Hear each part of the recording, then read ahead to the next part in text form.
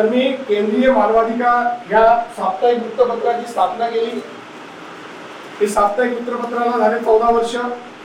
वृत्तपत्राचं नाव केंद्रीय मानवाधिकार असं ठेवलं आणि याची भाषा ठेवली मी हिंदी याच्यासाठी तर मला पूर्ण देशात काम करायचं होतं।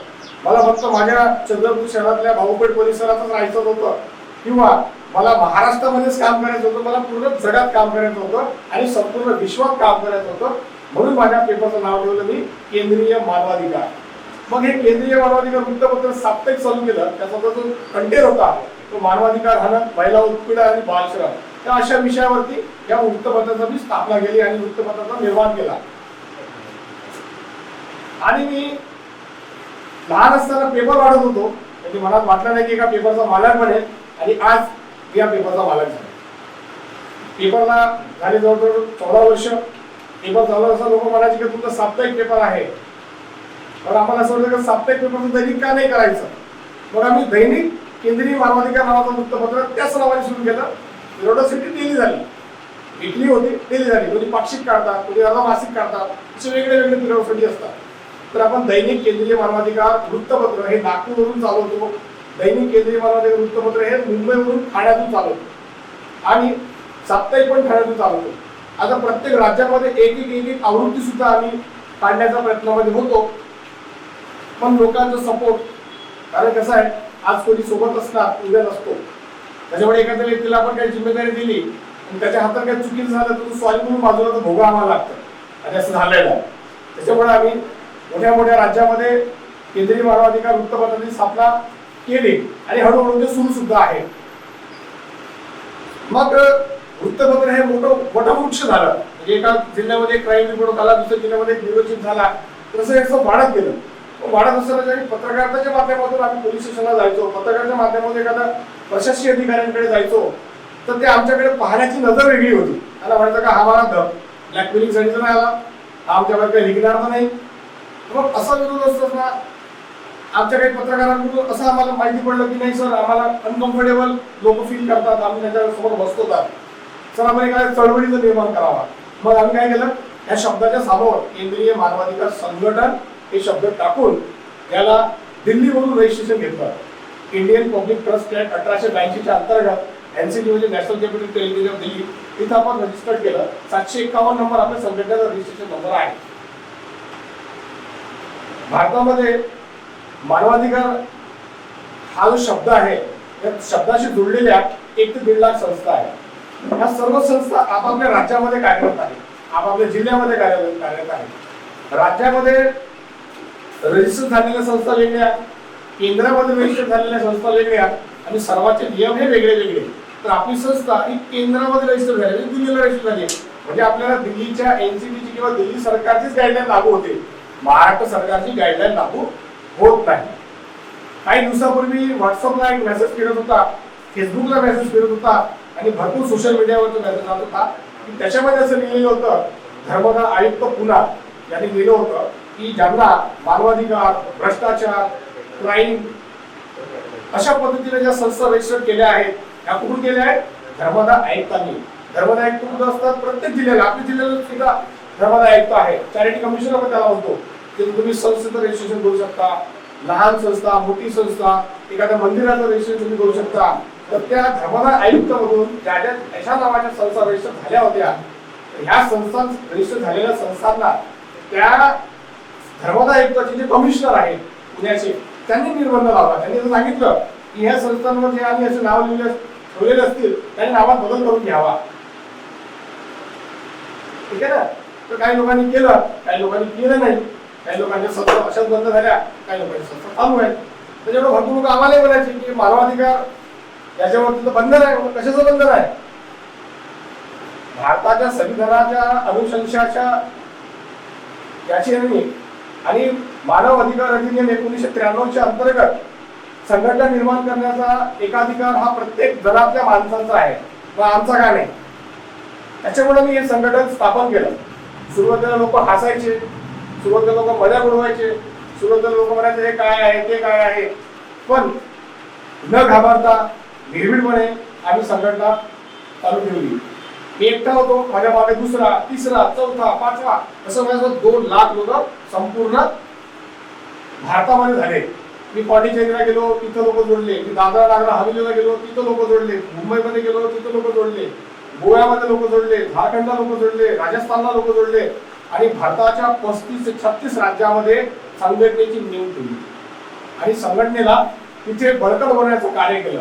पण हे सर्व कार्य करत असताना, हे पेपर सुद्धा चालवत असताना आमच्या संघटनेच्या वतीने जर एखाद्या बेरोजगार माणसाचं शोषण झालं असेल, छळ झाला असेल, त्याचा विरोध आणि प्रतिकार झाला असेल तर ही बातमी तिथल्या लोकल वृत्तपत्रात छापून येत नव्हती. आम्ही आमच्या वृत्तपत्रात छापत होतो. सोबत होता जो नवीन ट्रेंड आलेला आहे युट्यूबचा. आजकाल आम्ही असे बघून आलो की ज्याला काही समजत नाही, अवगत नाही, तो सुद्धा युट्यूब चॅनल खोलतो. आता युट्यूब मध्ये काही ना काही टाकत असतो. काही लोकांना आंबट आवडतं, काही लोकांना खारट आवडतं, काही लोकांना तिखट आवडतं. आपल्या जिभेच्या ह्या वेगळ्या वेगळ्या टेस्ट आहेत. तसेच सोशल मीडियाला पण वेगळ्या वेगळ्या टेस्ट आहेत. काही लोक मुलींचे व्हिडिओ पाहतात, काही लोक वृद्धांचे व्हिडिओ पाहतात, काही लोक ॲनिमल्सचे व्हिडिओ पाहतात. तर आपण म्हणलं एक माणुसकीचा व्हिडिओ या जगामध्ये असावा, म्हणून या माणुसकीच्या व्हिडिओसाठी आम्ही केएम टीव्ही नावाची स्थापना केली आणि केएम टीव्हीचे सहसंचालक श्रीकांत साळे साहेबांनी प्रत्येक माणसाला आजच्या तारखेमध्ये, आजच्या घडीमध्ये ही गरज आहे की तो व्यक्ती आजच्या तारखेमध्ये अनकम्फर्टेबल फील करतो. कुठं भारत स्वतंत्र झाला, आज आपल्या स्वतंत्र होऊन किती वर्ष झाले? 72 झाले की नाही? 7 वर्ष झाले. तर आज देश स्वतंत्र होऊन सुद्धा आपण जर अतिदुर्गम भागाची गोष्ट काढली तर गावात बरोबर दिवे नाही, गावामध्ये सांडपाण्याची व्यवस्था नाही, नाल्या चोकअप झालेल्या, गावामध्ये मच्छरांचा प्रादुर्भाव, गावामध्ये सरकारी दवाखान्याचे असे आलाय की तो अधिकारी 150 किलोमीटर दूरवरून आठवड्यातून 2दा गावामध्ये येतो आणि पेशंट पाहतो आणि आपल्या घरी जातो. गावातील लोक काही बोलत नाही, कारण की तो साहेब आहे. आणि एखादा शिकलेला पोरगा जर एखादा धाप विचारत असेल तर त्या पोराला सुद्धा ते लोक डाकतात. तर आम्ही असा विचार केला की आमच्या संघटनेच्या माध्यमातून हे जे बीज आहे ते प्रत्येक गावागावात रोपलं पाहिजे. प्रत्येक गावागावामध्ये आपण कोण म्हणजे आपण माणूस आहोत. आपल्यामध्ये 2च जाती आहेत, एक स्त्री आणि एक पुरुष. पण काही लोक असे आहेत की जे माणूस स्वतःला बाईसारखा समजायला लागला. हे आपण मानसिक विकृती म्हणू शकतो की एखादी बाई स्वतःला माणसासारखी समजायला लागली, ह्यात विकृती म्हणू शकतो. पण माणूसच म्हणेल आपण माणसाला, कारण 2 योनीमध्ये, आईच्या पोटामध्ये, आईच्या गोड्यामध्ये आपण असतो. 9 महिने 9 दिवस आपण घेऊन आपण या जगामध्ये येतो. तेव्हा सर्वात पहिला अधिकार आपल्याला मिळतो, आपल्या आईच्या दुधाचा अधिकार आपल्याला मिळतो. सर्वात पहिला देशातला आणि जगातला मानव अधिकार तो आहे. जर एखादी आई आपल्या बाळाला दूध देत नसेल तर तो डॉक्टर म्हणतो की या बाळाला दूध द्या. हे तुमचा बाळाचा अधिकार आहे. तिथून आपले राईट्स चालू होतात. मग आपण थोडे मोठे होतो, मग शिक्षणाचा अधिकार येतो आपल्याकडे, मग थोडे मोठे होतो आपण, त्याच्यानंतर नोकरीचा अधिकार येतो आपल्याकडे, थोडे मोठे होतो मग आपण, मग विवाहाचा अधिकार आपल्याकडे येतो, पुन्हा थोडे मोठे होतो आपण, मग आपण एखादं आपल्याला अपत्य होतं, त्याच्यानंतर आपल्या परिवाराचा अधिकार आपल्याकडे आपण घेऊन येतो. आणि अशा प्रकारचे असंख्य परिवार आपण आपल्या मृत्यूपर्यंत घेऊन येतो. पण आजकालच्या मुलांची वृत्ती काय आहे? गाडी पाहिजे, मोबाईल पाहिजे, 2 टाइमचं चांगलं जेवण पाहिजे, काम पुढे जाणार, नोकरी पाहिजे, परवा पाहिजे, मी इकडे घेऊन आलो, मला सिलेक्शन होणार आहे, मला बुलेट घेऊन पाहिजे. म्हणजे आजकालच्या युवकांच्या आणि मुलांच्या ज्या आई वडील लाड म्हणून आले ते मोठ्या मोठ्या वर्गातले लोक आहेत. पण आपल्यासारख्या लोकांना काय वाटतं की त्याच्याकडे काय, आपल्याकडे का नाही? आपल्याकडे गाडी असावी, आपल्याकडे 4 व्हीलर असावी, आपल्याकडे जमीन असावी, आपले दुकान असावं. यासाठी आपण आता कुठंतरी आपण असा व्यवसाय तयार करायला पाहिजे जेणेकरून आपण आपल्या घराचं आपल्या कुटुंबाचं आपण संरक्षण करू शकतो, 4 पैशाची आपण मिळकत करू शकतो. आपण अशा जागी काम केलं पाहिजे की जिथे मरेपर्यंत आपल्याला पैसा मिळू शकतो, आपल्याला चांगलं मार्गदर्शन मिळू शकतो आणि आपण आणि आपला परिवार आणि आपला समाज सुद्धा हा चांगला सुदृढ होऊ शकतो. तो संगठन के माध्यम से जो भी इंसान लगता है कि भाई उसके दिल में दर्द हो गया कि भैया ये पीड़ित इंसान की मदद करनी चाहिए, तो बिल्कुल उठना चाहिए.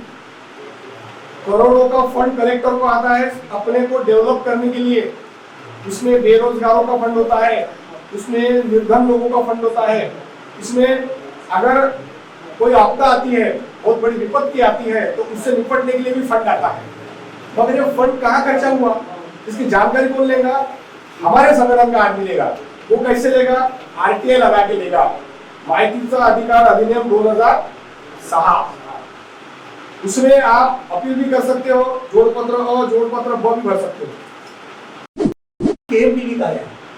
तब्बल 12 वर्षानंतर केएमटीव्हीची निर्मिती का बरं करावी लागली, याच्यावरती आपण एक छोटंसं घेऊ की बघा, आपण प्रिंट मीडियामध्ये काम करत आलो आतापर्यंत। प्रिंट मीडिया आपण वाचलं, प्रिंट मीडियामध्ये काही लोकांनी लिहिलं पण असेल, बरोबर? आणि या 12 वर्षाच्या अंतरामध्ये कितीतरी इलेक्ट्रॉनिक मीडिया येऊन गेल्या, काही आहेत आणि काही बंद झाल्या आणि काही आता पण पुन्हा नवीन पद्धतीने युट्यूब चॅनलच्या माध्यमातून कार्य करत आहे, बरोबर आहे? पण आम्हाला 12 वर्ष का करावं लागली? आपण युट्यूब चॅनल चालवत आहोत, आपल्याही परिसरामध्ये युट्यूब चॅनल धारक आहेत, बरेच मोठे मोठे कार्ड अडकवलेले आहेत की प्रेस आमच्याकडे अडकवलेलं आहे, जिथं खूप मोठ्या प्रेस लिहिलं आहे, दैनिक मानवाधिकार लिहिलं आहे, असे कार्ड अडकवणारे भरपूर लोक आता युट्यूब चॅनलच्या माध्यमातून कार्यरत आहेत आणि चालत पण आहे, बरोबर आहे? पण आम्हाला 12 वर्ष का करावं लागलं? कारण बघा, एक युट्यूब चॅनल कोण सुरू करू शकतो, ही काही मोठी गोष्ट नाही आहे युट्यूबचं चॅनल चालवणे, पण तो केव्हापर्यंत चालेल ही विचार करण्याची बाब आहे। कारण की युट्यूब चॅनलला सूचना प्रसार मंत्रालय या कोणत्याही कार्यालयाचा प्रमाणपत्र राहत नाही, त्याला संमती पत्र सुद्धा मिळत नाही, साधी एनओसी सुद्धा मिळत नाही, तरी सुद्धा युट्यूब चॅनल खूप मोठ्या प्रमाणामध्ये सुरू आहे। आपल्यापैकी जे इथं बसणारे व्यक्ती आहेत त्यापैकी होऊ शकते कोणी कोणी युट्यूब चॅनल जोडला असेल, त्याचे मित्र जोडलेले असतील, ते यवतमाळमध्ये सुद्धा खूप सारे युट्यूब चॅनल सुरू असतील आणि सुरू आहेत, त्यापैकी काही बंद झाले असतील आणि काही येत्या काळामध्ये बंद सुद्धा होतील। कारण की बऱ्याच ठिकाणी जिल्हा कलेक्टरने निर्देश जारी केलेले आहेत की जे कुठं युट्यूब चॅनल शासकीय निमशासकीय ठिकाणी जर माहिती मागत असतील तर त्यांना बंधनकारक माहिती देणे हे बंधनकारक नाही। जर ते जोरजबरदस्ती करत असतील तर संबंधित पोलीस स्टेशनमध्ये त्याची एफआयआर दर्ज करा। हा जीआर आता प्रत्येक जिल्हा लेवलवरती कलेक्टरने सुरू केला। का बरं? कारण त्यांनी एक धुमाकूळ माजवलेला आहे। ते कोणत्या बाबतीत लावतात? तुमचा वाढदिवस आहे ते लावणार नाही, कुठं अन्याय अत्याचार होत आहे ते लावणार नाही, कुठं एक चांगलं मार्गदर्शन शिबिर होत आहे ते लावणार नाही, कुठे चांगलं वक्तृत्व होत आहे ते लावणार नाही, ते बाजू कुठे नव्हते? आपण नगर परिषद आहे, बरोबर आहे? आता नगर परिषद अंतर्गत हा रोड बनला, बरोबर आहे? आता या रोड बनल्यानंतर किती एमएमचा सिमेंट एमएमचं ते गिट्टी वापरण्यात येत आहे, त्यानंतर किती पर्सेंट रेती, किती पर्सेंट सिमेंट, किती जाऊन कुठला कुठपर्यंत बनवला आहे, बरोबर आहे? याची माहिती का बरं? कारण जे इंजिनिअरने बनवलं आहे, ज्याने ते रोडची टेस्टिंग रिपोर्ट दिली आहे त्याला माहित आहे की जे गव्हर्नमेंटचे नॉर्म्स आहेत त्या पॅटर्न बनवलंच नाही। मग यांनी माहिती जर पब्लिश केली तर प्रॉब्लेम होऊ शकते। नॉन लिगल आहे तरी त्याला घाबरतात, का बरं? जरी नॉन लिगल असेल तर त्याचे पाहणार ते लिगल आहेत ना, बरोबर आहे? मी पाहिजे, मी दारोगा जाईल आणि RCCB जाईल, बरोबर आहे? तर तो त्याची इच्छा असताना नाही त्याच्यावर काही कारवाई करू शकणार नाही, कारण त्याने फ्रॉड केला आहे, त्याची बातमी, त्यामुळे त्याची त्याची इन्कम सोर्स बनतो। तो इन्कम कमवत आहे, नॉन रजिस्टर्ड आहे तरी, अनलिगल आहे तरी, बरोबर आहे? आम्ही तर लिगल आहोत। 12 वर्ष आम्हाला एक युट्यूब चॅनल क्रिएट करण्यासाठी या करता लागले की आम्हाला तो पगार करायचा नाही। चाहतो 12 वर्षामध्ये इथपर्यंत येऊन मीटिंग घेण्याची गरज नव्हती, कारण आमचं तर आरएल रजिस्टर्ड आहे, एखाद्या अधिकाऱ्याला आम्ही पत्र जरी केला, बरोबर? आता तसं बघा, आमचं कार्ड आहे, बरोबर आहे? आमचा कार्ड आता युट्यूब चॅनलला कार्ड दाखवतोय आणि हा आमचा आरएनएशित कार्ड आहे, याच्यावरती प्रेस आहे सोबतच आरएनए रजिस्टर्ड इथं दिलेला आहे, सूचना प्रसार मंत्रालय आणि आरएनए रजिस्टर्ड नंबर इथं दिलेला आहे। तर जो अधिकारी, एक तुम्ही जनमाहिती अधिकारी याच्याकडे हा कार्ड घेऊन जर जा तर तुम्हाला नक्की खुर्ची देईल, तुमचं नाव तो जनमाहिती अधिकारी आपल्या रजिस्टर्ड डायरीमध्ये नोंद करेल, तुमचा ईमेल आयडी नोंद करेल आणि जनमाहिती अधिकाऱ्याकडे दिवसभराच्या जेवढ्याही जिल्ह्याच्या माहिती आल्या तेव्हा जेवढीही माहिती तुम्हाला येईल ती माहिती तो तुमच्या मेलवर पाठवेल. घर बसल्या तुम्हाला पूर्ण जिल्ह्याचं अपडेट माहिती पडेल की कुठं काय घडलं. त्यानंतर तुम्ही कलेक्टर ऑफिसमध्ये तो लेटर द्या, कलेक्टर ऑफिसमध्ये नोंद होईल, SP ऑफिसमध्ये नोंद होईल. SP ऑफिसमध्ये तुमच्या नावाचा नोंद झाल्यामुळे तुम्हाला त्याचा फायदा होईल की जेवढेही क्राईम रिलेटेड दिवसभरामध्ये FRI नोंद होतात त्याची माहिती तुम्हाला मिळेल. आता क्राईम रिपोर्टमध्ये लोकमत, देशोन्नती इथे बातम्या येतात, बरोबर आहे की अमोल ठिकाणी असं झालं, FRI कलम या अंतर्गत त्याच्यावर कारवाई झाली, चौकशी, हा PI ठाणेदार हे घेत आहेत. ते रोज त्यांना इथं येऊन भेटतात का, माहिती का नाही, त्यांचं रजिस्ट्रेशन पण तिथे नाव नोंदणी राहते, त्यांना मेलवर पूर्णपणे माहिती जाते. त्यामुळे तो फायदा आपल्याला मिळतो. आता KMTVची संकल्पना काय आहे? KMTV म्हणजे केंद्रीय मानवाधिकार टीव्ही. आमचा ब्रँड तोच आहे. केंद्रीय मानवाधिकार दैनिक, केंद्रीय मानवाधिकार साप्ताहिक, केंद्रीय मानवाधिकार संघटन, केंद्रीय मानवाधिकार पार्टी, केंद्रीय मानवाधिकार पत्रकार आयोग, बरोबर आहे. त्यानंतर केंद्रीय मानवाधिकार टीव्हीची संकल्पना स्थापित केली. आता केंद्रीय मानवाधिकार टीव्ही यामध्ये जुळले मागले आहे. जर आपण जुळत आहात, आम्ही यासाठी सांगतो केंद्रीय मानवाधिकार टीव्ही इथं तुम्ही जुळा, बरोबर आहे. केंद्रीय मानवाधिकार टीव्हीचे तुम्ही पत्रकार व्हा. तर पत्रकार होण्यामागे तुमचं त्याच्यामध्ये काय बेनिफिट? कारण आता सगळी गोष्ट त्याच्यामुळे संघटनेसोबत काम करत असताना या एखाद्या व्यक्तीच्या मागे आपण जर 10 लोक जर जात आहोत तर आपण अगोदर हा प्रश्न आपल्याला पडतो की या व्यक्तीच्या मागे जर आपण जर जात आहोत तर आपल्याला काय मिळेल, बरोबर आहे. त्याच्यामधून आपल्याला काय इन्कम मिळेल, आपलं काय नाव होईल, पेपरमध्ये नाव येईल, टीव्हीवर आपण दिसू, 10 लोकांना आपल्या ओळखतील. ते आपलं नेमकं उद्देश काय राहते? सगळ्यात महत्वाचा उद्देश आपलं इन्कम सोर्स, बरोबर आहे. आपण मुलामागे जर जात आहोत आपलं पहिलं मोठं असते की याच्या मागे गेल्यानंतर आपल्याला काय मिळेल, आपली मिळतं काय राहील. शेतीवर जर आपण उत्पन्न घेतो तर आपला उद्देश तोच राहते, तर आपल्याकडे कापूस जास्त पिकते, बरोबर आहे. तर त्याचा नियोजन आपण अगोदरपासूनच करतोय की बेटी कोणती लावायची, आराम लावायची, की मग साधी लावायची, मग आराममध्ये कोणत्या व्हेरायटी लावायच्या त्याच्यामुळे चांगले जास्त उत्पन्न मिळेल. म्हणजे आपला उद्देश काय आहे? इन्कम. कारण त्याच्या व्यतिरिक्त काही होऊ शकत नाही. आज जे आपल्या यवतमाळ एरियामध्ये जे नामचीन लोक आहेत ते कशामुळे नामचीन झाले? त्यांच्याकडे सगळ्यात अगोदर की पैसा आहे. वेल एज्युकेटेड मोजके लोक असतील, बरोबर आहे. वेल एज्युकेटेड मोजके लोक असतील पण ज्यांच्याकडे सगळ्यात पैसा आहे त्यांचाच नाव चालते. जे कितीही समाजकार्य आपला घरदार विकून जरी करत असतील तर त्याला फक्त आपण एकच शब्द म्हणू शकतो, आता पागल, बरोबर आहे. म्हणून दहामधून एखादी व्यक्ती म्हणेल नाही यार समाजाने घरदार विकलं, पण 10 लोकांना पागल त्याने घरदार विकलं. संघटनेचा आणि KMTVचा उद्देश हाच आहे की समाजकार्य करताना स्वतःचं घरदार विकून समाजकार्य करू नाही. स्वतः तुम्ही अगोदर इकॉनॉमिकल कंडिशन स्ट्रॉंग व्हा, तर दुसऱ्याला तुम्ही पैसे कमवण्याचा मार्ग सांगा. पण नका सांगू नका. तुमचे कामं जर होत आहेत अगोदर तुमची कामं करा, नंतर दुसऱ्याला सांगा की मी माझं काम केलेलं आहे, या पद्धतीने तू पण कर, तुझं पण काम होईल. आपण ज्या संघटनासोबत जुळले खूप चांगलं संघटन आहे.